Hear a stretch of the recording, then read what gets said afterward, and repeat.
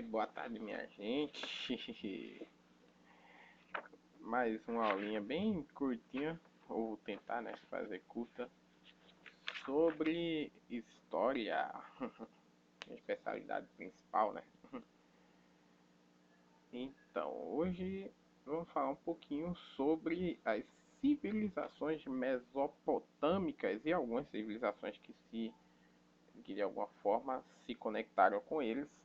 A Mesopotâmia, né, que significa terra entre rios, né, porque a sua, tal como aconteceu com o Egito, né, a Mesopotâmia também, né, é uma área que teve uma importância, né, muito grande numa região que era chamada de Crescente Fértil, né, porque era uma área, né, extremamente, né, fértil de fato, próxima a rios. No caso deles, né, os rios Tigre e Eufrates, né, os rios que em geral essas civilizações costumavam viver, seja numa parte mais ao norte, setentrional, né, até a parte mais ao sul mesmo, né. Você, as civilizações que foram se desenvolvendo basicamente eram os hititas, né, que eram os mais ao norte mesmo, que ficaram na região próxima ao que hoje nós chamamos de Turquia, né.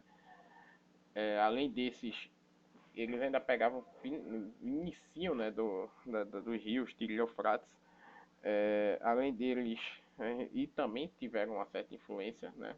Além deles tiveram as civilizações que dos sumérios, dos acadianos, que era mais próximo ao norte, né? A primeira civilização babilônica, que era muitas vezes chamada de Amorreia, né? A civilização assíria e os caldeus, que ficavam mais ao sul, né? Eles muitas vezes conviveram, né, é, de por muito tempo, né, ao mesmo tempo naquelas regiões, numa a região que aparentemente assim, à primeira vista no mapa você pode até achar que é bem curta, a região entre os rios Tigre e Eufrates, né, que hoje em dia é mais próximo de países como o Iraque, né, o Iraque aliás comporta boa parte, né, daquilo ali que é hoje aquela região, bem como, né, parte da Turquia e de alguns outros países ali próximo do Oriente, né, da Ásia. E essa parte da Mesopotâmia, né, suas grandes importâncias, né, foi uma das maiores importâncias, né, dos mesopotâmicos é a questão de ter sido junto com o Egito, né, uma das primeiras civilizações a usar, né, de, de a criar, no caso, né, obras que são consideradas como obras hidráulicas, né, para irrigação, o que pode fazer com que não ficasse unicamente fixado aos rios, né, suas produções, né, de domesticação, de agricultura, né, não ficar só fixado nesse conceito, mas também, né, eles tinham a possibilidade de expandir para áreas um pouco menos férteis, propriamente dito, né? Graças às obras de irrigação que eles começaram a construir, nessas obras hidráulicas, e que a princípio era algo instintivo, mas que com o passar do tempo passou a ser estatal, de fato, né, com controle do Estado.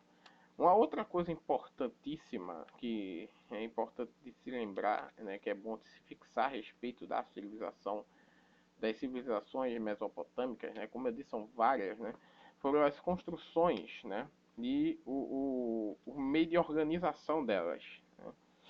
A,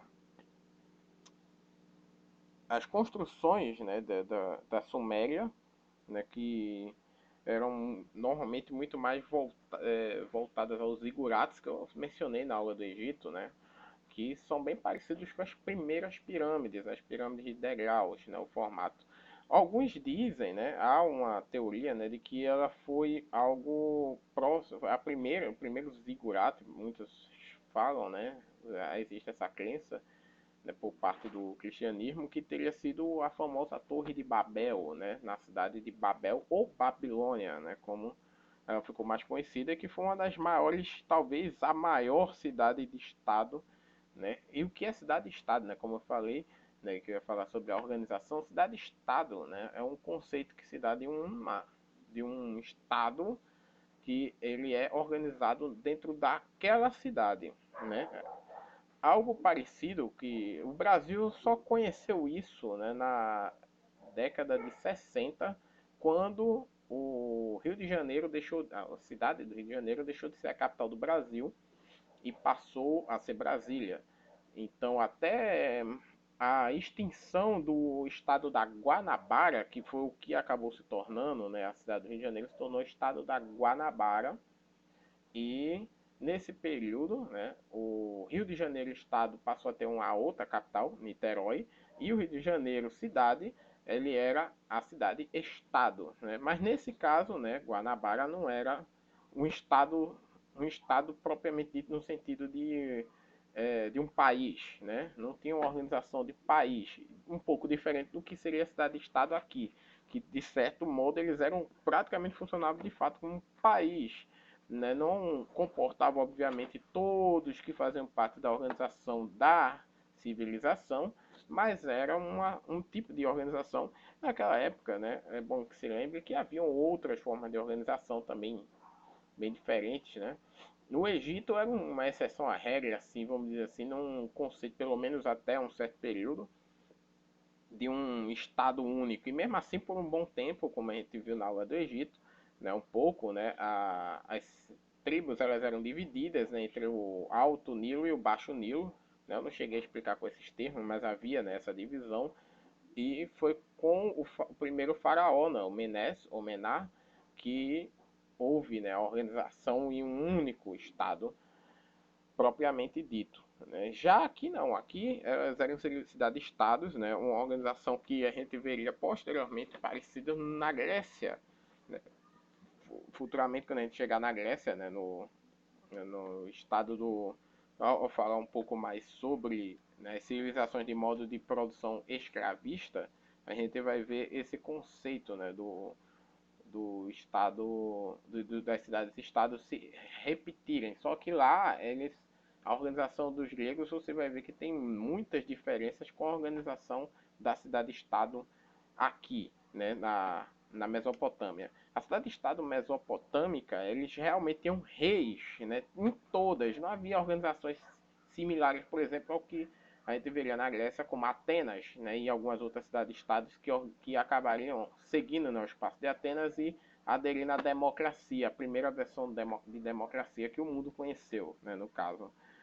Né, e aqui não, aqui eram todos reis. Inclusive, essa mesma organização a gente vai encontrar em Canaã, ou, né, Palestina, né, Filistina, né, que eram todas as organizações lá, todas as cidades lá tinham seus governantes, né? O que você for ver na Bíblia, né, no livro de Josué, quando fala da conquista, e isso a gente vai falar um pouco também quando chegarmos à civilização hebraica, obviamente, né?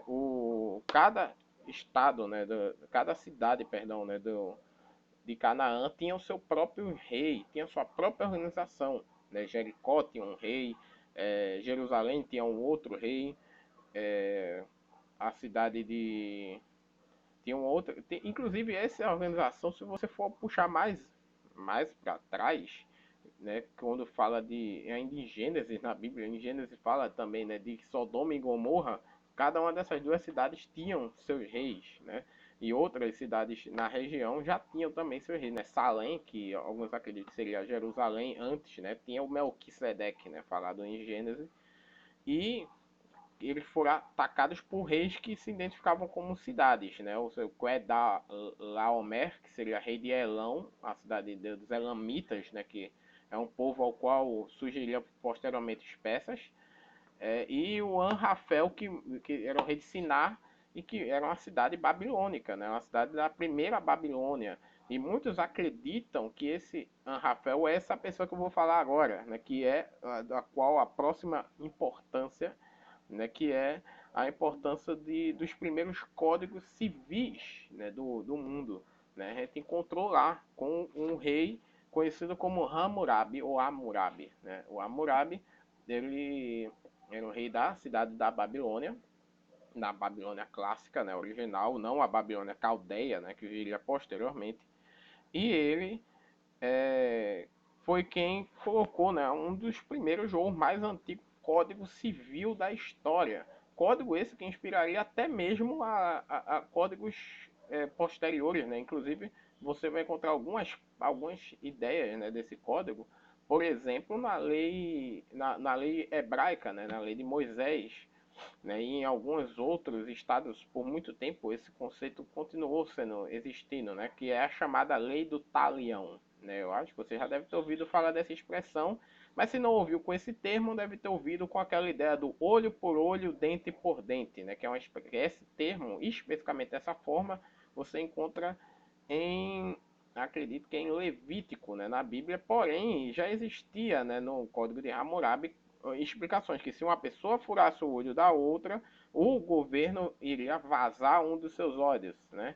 E assim se aconteceria se a pessoa cortasse, ferisse o dedo de outra, ele iria perder o seu dedo, né? Se a pessoa roubasse, ele ia Ai Minha Mão, né? Se você assistiu Aladdin, o primeiro o desenho, não o filme. Eu não lembro se no filme tinha uma cena assim, mas no desenho sim, né? Inclusive até hoje eu fico pensando, mano, eu era pirrar quando assisti isso a primeira vez. Caramba, mas era assustador você imaginar que a lei do roubo já na Arábia, né, lá em Bagdá, que seria uma representação da Arábia, né, do povo árabe, já do islamismo, muitos séculos após, né, na verdade, bem, enquanto aqui a gente está falando de antes de Cristo, isso já foi depois de Cristo. Então, na Arábia Antiga, né, e já estavam ainda era essa lei, né, a lei de cortar a mão de quem rouba, né? E, isso continuou por algum tempo, tá? Não foi só nesse tempo, né? Era um rigor muito alto, né?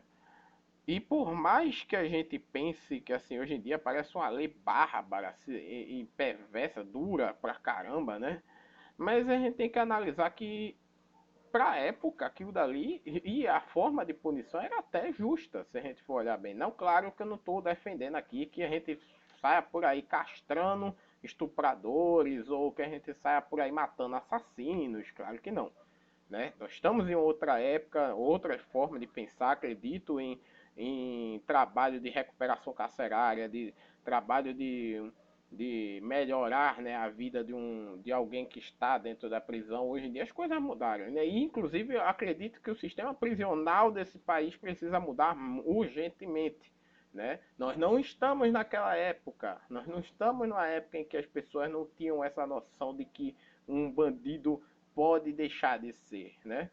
Infelizmente na cabeça ficou, hoje em dia, meu amigo, quando a gente fala isso, né, já é mal falado, né? Porque a galera agora emendou o discurso do bandido bom é bandido morto de um jeito que é difícil até você conseguir convencer do contrário. É uma pena. Bom, é, mas o fato é que, né, a lei, como eu falei, o Código de Hammurabi, por mais duro que ele possa parecer para a gente hoje, ele tem assim, né, uma questão de algumas ideias, pelo menos, né, ela tinha ideias bastante sensatas, por exemplo. Se um homem, por exemplo, deixasse a água do canal dele invadir o terreno vizinho, né, já havia essa ideia no Código de Hammurabi, ele teria que pagar uma indenização. Sim, né? Ou se caso, porventura, a pessoa cometesse um roubo, né, a pessoa teria que repor, mesmo que, inclusive com juros, algo que a gente veria em outros códigos, como na lei hebraica, na lei de Moisés, né?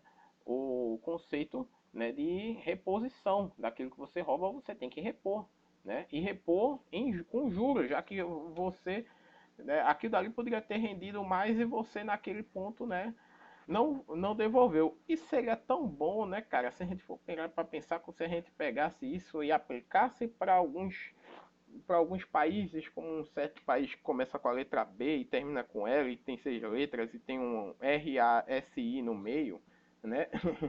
E principalmente para seus políticos, né?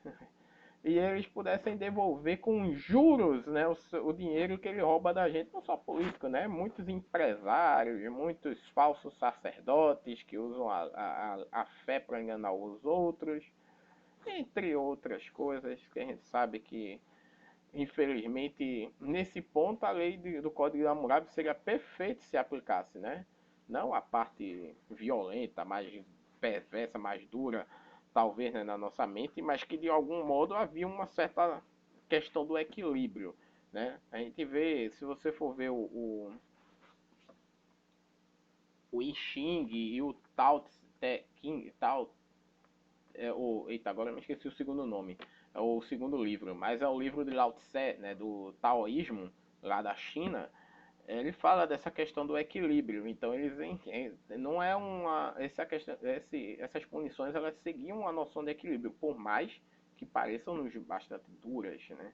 Mas havia essa questão do vida por vida, né? Ou seja, de você tem que repor aquilo que você tirou, né? Por mais que continue sendo para a gente até um certo barbarismo, mas funcionava. E como funcionava bem para aquele povo, né? Para aquela época. Por isso que tem muita gente que quer doido para que volte, esquecendo que dependendo na mão de quem caia, isso não vai ser nem um pouco justo, né? Esse tipo de conceito. A gente já viu isso acontecer aqui no Brasil, num certo período chamado ditadura de Getúlio Vargas, num outro período chamado ditadura militar, né? O uso excessivo da força supostamente em nome da justiça. Mas, né? Bom, as civilizações ligadas ao povo que nós consideramos como mesopotâmico, elas tiveram, né, um período bastante longo, né, de existência, entre mais ou menos o ano de 3500 a.C., que é o período em que os sumérios surgiram, né, como uma força, embora não tanto militar, mas havia, né, uma força grande na Suméria, que foi a criadora, entre outras, da cidade de Ur, né? Apesar de Ur ter se tornado mais famosa por ser a cidade central dos caldeus, pelo menos por um bom período, né? E nessa cidade Ur, né, que foi a primeira grande cidade-estado, mas obviamente pouco depois, no ano 2000 a.C., surgiria a Babel ou Babilônia, né, que é a cidade-estado mais importante e que onde, né, o primeiro rei babilônico, o primeiro império babilônico, né, surgiu com Hammurabi e que foi contemporâneo ao início do chamado Império Hitita, né, o Eteu, que era um povo que, como eu disse, era mais próximo da Ásia Menor, né, da Turquia, porém que tiveram, né, seus períodos, inclusive em um determinado período, um dos reis heteus ou hititas chegou a dominar a Babilônia, se tornar rei babilônico. Então havia sim uma conexão entre esses povos. Depois, né, o período babilônico antigo acabou esfriando em 910, quando uma civilização que ela era centralizada nas cidades de Nínive e de Assur, acabaria assumindo, né, o poder. São os assírios. Calma, assírios. Por que eu estou fazendo essa assírios? É porque existe uma civilização também aparentada com os mesopotâmicos, chamada de Síria, mas ela não tem uma conexão direta com os assírios, embora a forma de falar, né, a linguagem, né, deles era bem próxima, né, que é o aramaico, que é uma versão da linguagem cuneiforme, né, da escrita cuneiforme. Aliás, que não só gerou o aramaico, como também geraria o hebraico, haja vista que Abraão, né, considerado como fundador, né, do povo hebreu, surgiu de Ur dos caldeus. Né? Então, ele trouxe, né, uma escrita cuneiforme rudimentar e que acabou se transformando no hebraico, bem como, né, muitos acreditam que o irmão dele, né, o Terá, foi o pai dos sírios, né, e aí teria a origem do aramaico. Né.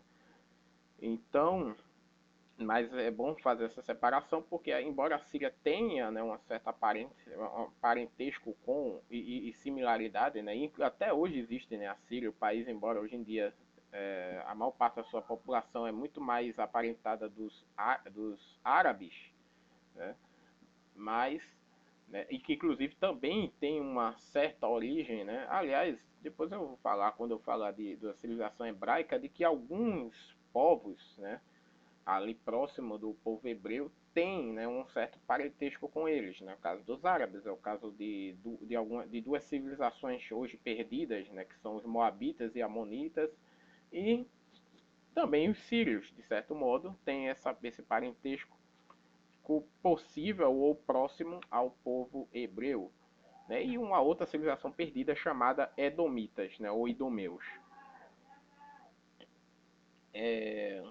Bem, os mesopotâmicos, né, no caso, agora já dominados pelos assírios, a Síria acabaria tendo um poderio que se aproveitou muito do vácuo que a civilização egípcia, como eu falei da última vez, começou a ter após o fim do reinado do grandioso Ramsés II, né? Ramsés II. Com a morte de Ramsés II, a Síria começou a crescer, né, de maneira significativa. Por volta de 1910, como eu disse, né, ele já era um império mesmo, com vários, não só tinham dominado as cidades e estados mesopotâmicas, como já haviam se expandido ao ponto de tomar conta, inclusive, de boa parte uma parte, né, da Ásia Menor, uma parte do que era o antigo Império Hitita, que já estava em franca decadência nesse período também, e grande parte daquilo que hoje nós chamamos do povo fenício, né, que eu vou falar também, lógico, do povo fenício, e da Síria, né, dominar a Síria e a parte norte do que era o Império Hebreu, né, do reino hebreu. A Síria continuou com seu poderio até aproximadamente o ano de 590, 600 a.C., que foi quando o Nabopolassar, né, um rei cananeu, um rei caldeu, né, juntamente com seu filho Nabucodonosor, que se tornaria Nabucodonosor II, na verdade, né, tem gente que não sabe, mas eu acho que um dos mais famosos reis, né, caldeus, ele tomou conta acabaria dominando, né, Nínive, que Nínive acabou sendo destruída ao ponto, tão destruída, né, não só Nínive como a civilização assíria, que por muitos séculos se acreditava que as histórias, até porque quase não havia registros da existência assíria, né, os registros mais conhecidos vinham ou de alguma outra coisa que eles conheciam da literatura babilônica ou da Bíblia, né, da Bíblia Sagrada, né, da Bíblia hebraica. Então, para muitos, chegaram a acreditar que era um povo fantástico, né, uma civilização fantástica, tal como um dia talvez eu até fale, seria interessante fazer criptohistória, né? Contar a história e esconder uma história alienígena, né? Uma pseudo-história. É legal também, velho. Falar um pouco das lendas. E sim, um dia assim eu vou ver aí como encaixar ou onde encaixar um pouco de civilizações lendárias, né? Mas aí vai ser só umas falazinhas assim para tentar ver onde encaixar, porque existem vários, né, como Eldorado, o continente de Mu, continente de Atlântida e alguns outros que se fala aí de possíveis, né, da existência, né, humana, inclusive da teoria dos da teoria dos reptilianos. Há quem acredite nisso até hoje. Bom, Nabucodonosor então se tornaria, né, o grande, né, o imperador, né, ao tornar a Babilônia de novo, né, a capital, né, do império, e lá onde ele iria construir inclusive, né, o presente para sua esposa, né, a Mitis, né, o Jardim Suspensos, né, famosíssimo Jardim Suspenso da Babilônia, que talvez você já conheça muito mais pela música da Rita Lee, né, e que eu falei, né, na aula passada, que fazia parte das 7 maravilhas do mundo antigo. Aparentemente, o Jardim Suspenso da Babilônia foi destruído após algum tempo depois, né, da conquista que a Pérsia faria, né, dominaram, né, em 538 a, a cidade de Babilônia, que após a morte de Nabucodonosor passou por alguns reis aos quais nenhum teve uma grande expressividade, né? Aparentemente houve até mesmo um certo guerra civil lá dentro, né? Um determinado período, filho, né? Do Nabucodonosor Esarhaddon. Esarhaddon é da Síria, cara. É que às vezes eu confundo os nomes dos danados. Né? E eu acabei nem falando, né, que a Síria por um bom tempo, eu falei sim, que a Síria, eu tô ficando doido, tá vendo? Que a Síria por um bom tempo era um reino considerado, é porque eu ia falar de Sargão, né? Sargão II, porque teve um Sargão primeiro, né? Que era um rei da Babilônia, e teve o Sargão II. O segundo foi o que conquistou, né, o que se tornou o maior conquistador, né, junto com Tiglat-Pileser ou Pu, né, um dos seus antecessores, e sendo que Sargão II por um bom tempo foi considerado um rei falso também, porque tipo, mesmo quando se descobriram, né, as informações sobre a Síria, ninguém achava documento nenhum a respeito do danado, até que um dia encontrou-se cartas escritas diretamente por ele. Cartas, no caso, que eles faziam em pedras, tá? Em prismas, em obeliscos, tal como escritos dos próprios povos é, dos povos egípcios. Meu pai, agora quase que não sai. Enfim, deixa eu só ver aqui um negócio que vai me dar uma dicasinha da escrita, né? Porque muitas das que foram escritas por eles ficaram, assim, literalmente como uma confusão completa. Tipo, a gente não conseguia entender danado, o que danado eles diziam. Tal como aconteceu com a... Eu falei isso na aula de linguística, né? Aconteceu com a linguagem egípcia, né? Com os, os, os escritos, né, hieroglifos, né, que por muito tempo era uma linguagem praticamente impossível de saber o que danado elas eram. Bem, né,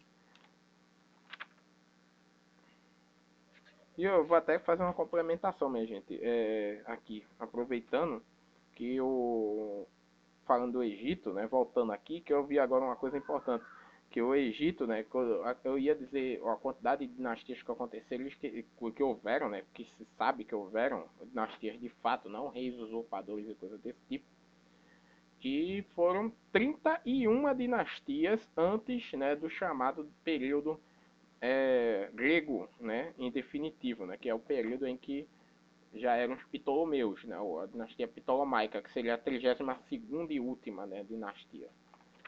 Mas há quem diga mais, eu não... Isso daqui é só uma informação que eu tenho aqui. Deixa eu ver aqui, velho, se eu acho essa informação, cara. Eu quero achar muito... uma nota arqueológica aqui que eu tenho no manual falando sobre a origem, né? A origem não, sobre as primeiras pessoas que conseguiram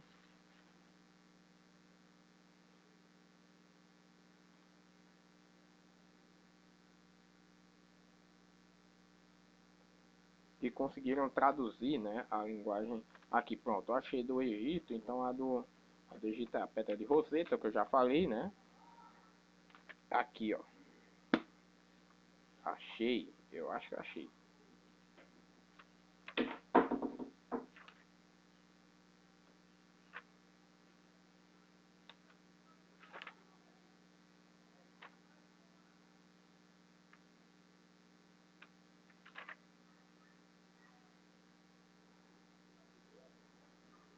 Não, pior que eu não achei não, minha gente. Desculpa aí. Foi mal. Achei. Oh, tá rodando aqui até achar, velho. É, o rochedo de Berristum. É o rochedo de Berristum, que... Deixa eu ver aqui, deixa eu mostrar aqui pra você que eu tava tentando achar no Google, mas aí eu lembrei que eu tinha aqui. Esse aqui é o rochedo de Berristum, tá? É aqui que tem a chave da escrita da linguagem cuneiforme. Né? Foi graças aqui que a gente conseguiu descobrir a linguagem babilônica e, consequentemente, a cuneiforme. Né? Porque pela babilônica se conseguiu chegar aos cuneiformes mais antigos, mais primitivos, e assim podermos, né, ter informações, inclusive, dos sumérios e até mesmo de deste tijolo aqui, ó. Que aqui eu vou mostrar do outro livro aqui. Esse tijolinho aqui, ó, que é, até onde a gente sabe, né, uma das mais primitivas ou uma das mais antigas escritas que se conhece no mundo, 3.500 a.C. Já esse aqui, né, o Rochedo de Berristum, ele é ele foi escrito pelo primeiro rei Dario, né, da Pérsia, né, o Dario I de 522 a 486. E além da linguagem persa, ele era usado também na linguagem elâmica, né, que é o elamita, né, que era o povo clássico. Ainda havia, né, elamitas, que eu falei de Elam, né, ainda havia alguns elamitas vivendo na Pérsia. E babilônica. Por que babilônica? Porque haviam ainda, né, pessoas da civilização babilônica, da civilização caldeia, vivendo, né, normalmente na Pérsia. Não, assim, o povo persa sempre foi conhecido por não destruir civilizações. Diferente da Síria, por exemplo. Né? A Síria ela foi considerada uma das civilizações mais assassinas da face da Terra. E sério, não é brincadeira não, cara. Os assírios eles eram mal vistos pra caramba. Quando se descobriu, né, a existência deles e conheceu-se e viu-se, né, informações deles mesmos, né, fornecidas por eles mesmos a respeito de suas conquistas, da forma como eles agiam, passou-se a considerar-se, né, de uma maneira apavorante. A gente sabe que às vezes o povo pode estar exagerando, mas quando se lembra que, tipo, pode não ser um exagero para aquela época, né, os relatos que eles mesmos diziam que colocavam na frente de Nínive pessoas empaladas, né, para deixar que todo mundo ficasse freado, cagado, de medo de passar na frente de Nínive, né, que devia ser assustador de fato. E, mas, né, com o passar do tempo, né, essas civilizações foram perdendo, né, suas forças. Né, o novo Império Babilônico, né, que surgiu entre 605, como eu falei, né, a 539, o Império Neo-Babilônico, né, acabou dando fim, né, esse período da Síria, mas em 539, né, depois de um período de reis extremamente fracos, né, somente Nabonido, né, conseguiu ter um certo, né, uma certa, que era um genro, né, do rei Nabucodonosor, conseguiu ter um certo equilíbrio, né, no poderio. Porém, né, pelo que se sabe, parece que ele teve um período que ele teve que se afastar e não ficou muito claro. E seu filho Belsazar assumiu, só que Belsazar não conseguiu manter. O meu fone saiu, velho, aqui. Deve estar tá bugando agora o áudio. Bom, então, pelo que se sabe, ele parece que não teve um equilíbrio muito grande e foi o período em que uns velhos aliados, né, da Babilônia, para quem não sabe, a Babilônia, para conseguir, os caldeus conseguirem dominar a Síria, eles tiveram a ajuda de um povo, que era um povo elamita conhecido como Medos. Então, esses velhos aliados se uniram com seus povos mais aparentados, os persas, para dar o bote na cidade e conquistá-la na calada da noite, destruindo o Império Babilônico e, consequentemente, tirando a Mesopotâmia assim, da história, não totalmente claro, mas agora a sua relevância se tornaria praticamente ínfima na história a partir de então, né, a região mesopotâmica, que hoje, né, como eu disse, ela comporta muito mais a área do Iraque. A partir dali, né, sua história iria ser sempre, né, como parte, né, de um povo, primeiramente dos persas, por um grande, longo período. Depois acabaria caindo nas mãos dos gregos macedônicos, né, com parte do domínio do, do Alexandre o Grande. E posteriormente, deixa eu até confirmar aqui,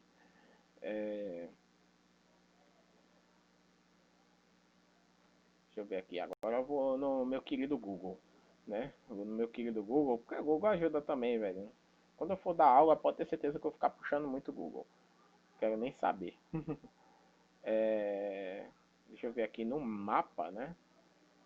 para eu entender aqui quem era um dos generais, né, que haveriam 4 generais, Cassandro, Lisímaco, Seleuco e Ptolomeu. Quem dominou essa região? Seleuco, tá, Seleuco. Né, o Seleuco dominou na região, aliás, ele dominou a maior, maior região de todas, né? Boa parte da Ásia Menor, a toda a região da Pérsia e da Babilônia e parte da Índia, né, e do que seria a Mesopotâmia inteira, né, e por um tempo, né, eles conseguiram também dominar a Palestina, né, por um tempo, porque posteriormente a Palestina, e tomaram, na verdade, né, a Palestina dos Ptolomeus, e quando por um certo período acabou-se sendo perdido, né, pelo próprio povo hebreu. Posteriormente, claro, quando eu falar dos hebreus, eu vou citar essa existência, né, claro, né, acho que a próxima aula já dá para falar dos hebreus, porque já acho que já se encaixa aqui. E posteriormente, né, quando Roma tomou conta, né, daquela região, acabou, né, tomando conta do império, do que seria o Império Grego. Entretanto, eles não conseguiram ir muito além na parte da Babilônia, né? Então, por uma grande parte do período, aquela região acabaria indo para as mãos dos novos persas, né? Sassânidas, né? Os persas sassânidas, que é óbvio que eu também vou falar a respeito.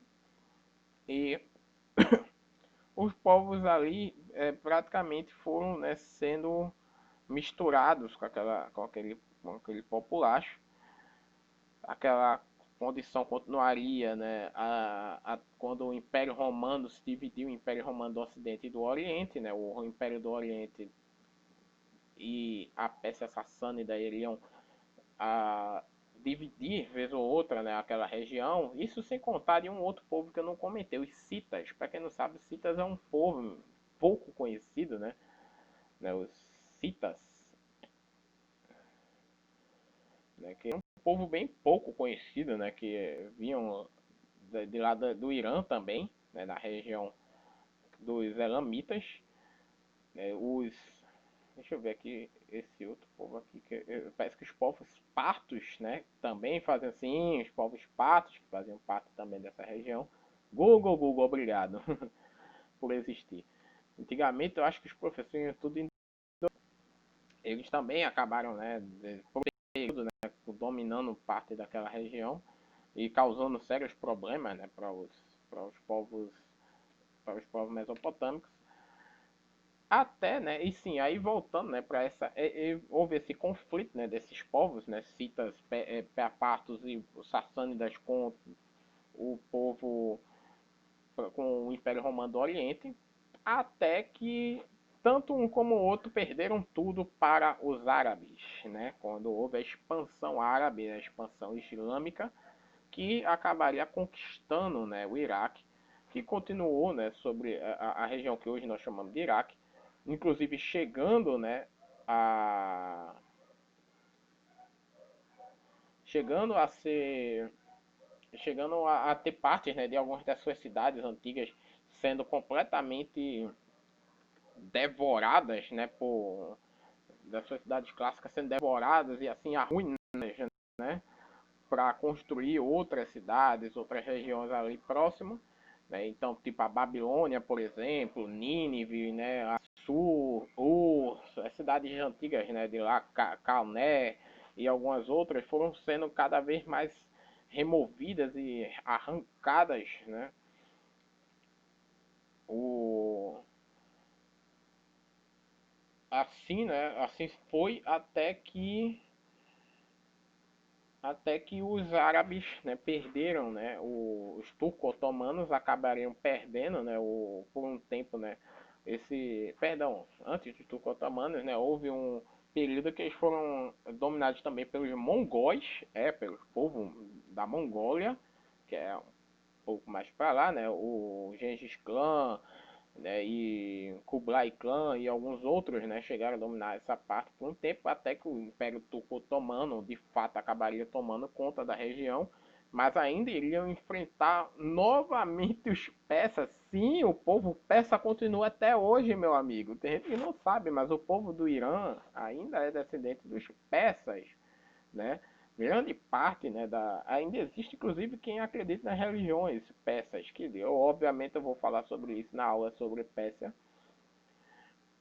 Mas aí os otomanos acabariam conquistando de fato, né, a região até que houve a Primeira Guerra Mundial, e como nós sabemos, a Primeira Guerra Mundial, né, houve o início, né, da desfragmentação do Império Turco-Otomano, e o Iraque acabaria, né, se tornando, em parte, né, uma colônia inglesa, né? A Inglaterra dominou quase tudo, né? Mas ainda iria continuar, né, com alguns otomanos, né, governando, né, alguns chás otomanos governando, né, lá. Chá é um termo, né, para rei, né, ali naquela região, até, né, que houve, né, a independência de fato, né, mais ou menos em 1900, a independência propriamente dita, né, na Segunda Guerra Mundial, né, não foi uma questão de descolonização, porque eu disse, na verdade, eles não chegaram a ser colônia de fato da Inglaterra, ao contrário de alguns outros países ali, né, próximos a eles, e assim eles acabaram continuando, né, estabelecendo seu poderio, chegaram a fazer parte daqueles que iriam fazer guerra contra Israel, né, e continuariam, né, seguindo a sua ligação até que se tornariam uma república em 1558. Né? Eu já estou avançando pra caramba, né, na história, né? Mas depois, em 1979, como nós sabemos, começou a ter alguns golpes militares. Um deles levou ao poder ninguém mais, ninguém menos que Saddam Hussein, né? Saddam Hussein, ainda em 79, né, assumiu. E aí, daí pra frente, meu amigo, como todos nós sabemos, foi guerra atrás de guerra no Iraque, guerra atrás de guerra. Eu não vou entrar tanto em detalhes aqui, porque isso é lá para um futuro. Mas a gente sabe, hoje em dia o Iraque até hoje, né, sofre, né, consequência mesmo com Saddam Hussein já tendo sido derrotado, né, no fim da Segunda Guerra Iraquiana. Teve guerras civis lá dentro, e lá passou a ser inclusive, né, a sede daquele que, né, é chamado de Estado Islâmico, né, que é uma organização xiita extremamente, né, sinistra, né, de lá dos islâmicos, né, Estado Islâmico do Iraque e Levante, inclusive, né, que acabou sendo supostamente derrotado no final de 2017, mas até hoje ainda não temos certeza disso, de fato. Bom, e assim, né, nós terminamos um pouco, né, do que seria a história da Mesopotâmia e a sua importância, né, para o mundo, e a continuação, né, do povo, daqueles que se tornaram descendentes da sua história. Então espero que vocês tenham curtido aí a aula. Acredito que a próxima eu vou falar sobre o povo hebreu, né? O povo hebreu e talvez um pouquinho também dos fenícios, dos filisteus e de alguns povos ali próximos. Ok? Então Deus abençoe a todos. Mandem essa aula aí, espalhem, velho. Eu não tô tendo muitos seguidores no meu canal, mas eu nem faço questão, velho. Eu só peço que espalhem essa aula, velho. Espalhem, espalhem, espalhem. Porque eu não faço questão de ter seguidores nem ganhar dinheiro com isso. Eu faço questão de ter pessoas que vão estar sendo auxiliadas comigo. Então, que eu esteja sendo útil, né, para vocês aí nesse período de quarentena, no período posterior, e a gente possa ser abençoado, né, cada vez mais com aquilo que liberta, que é a sabedoria, né, o conhecimento. Deus abençoe a todos e até a próxima aula.